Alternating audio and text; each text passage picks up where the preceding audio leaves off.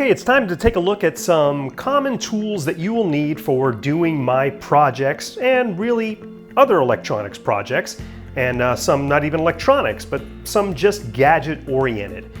So in no order at all, let's start off with a pair of needle nose pliers. Now these are very handy to have for many different reasons. You can get a good grip on things and in small places, and you can also hold things very well with needle nose pliers. You want to get a good pair of those.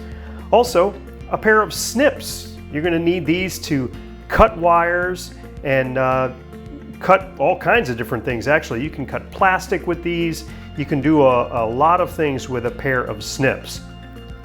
Also, a wire stripper. Now this is a nice one because it's got the different gauges of the wires going along the side. So if you know the gauge of the wire that you're going to strip, it's real easy to place the wire in there, grab a hold of it, and also strip it. This one also has a cutting blade down towards the bottom and also a grip at the top where you can hold things. So it's a handy thing to have, a wire stripper. In addition, a good set of little jeweler's screwdrivers in both Phillips and straight heads, because these are very handy to remove small screws and different things that you're going to be taking apart.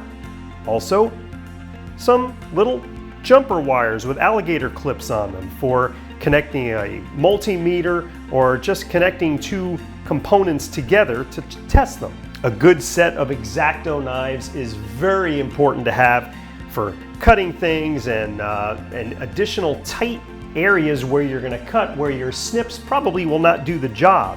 And if you get a good set of X-Acto knives, you can also get a wide variety of different blades that go with it. Like in this particular case here,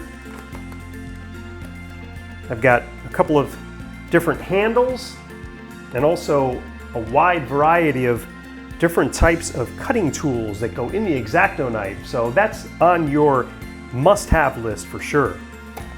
Okay, sometimes things are not as clear or big as they need to be.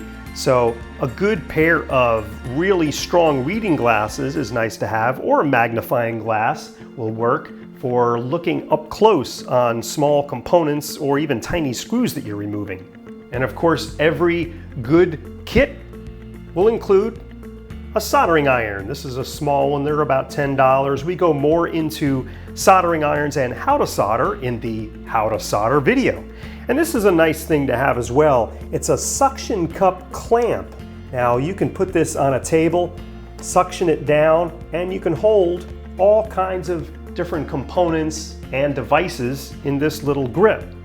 Another way to do that is also the helping hands, which has alligator clips. I actually modified this one with a different kind of clip that also bends, and also a magnifying glass as well for looking up close.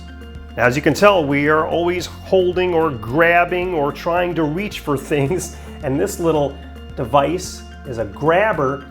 It's kind of handy because it's got kind of a jaw on it that can hold components, or it can reach in and hold things for you while you're soldering or while you're just basically working with components and other kinds of electronics. While this list is not comprehensive, and there's a lot of other things that you're going to need down the road, which we will get into in our future tutorials, this is a basic look at some of the introductory tools you'll need for DIY projects.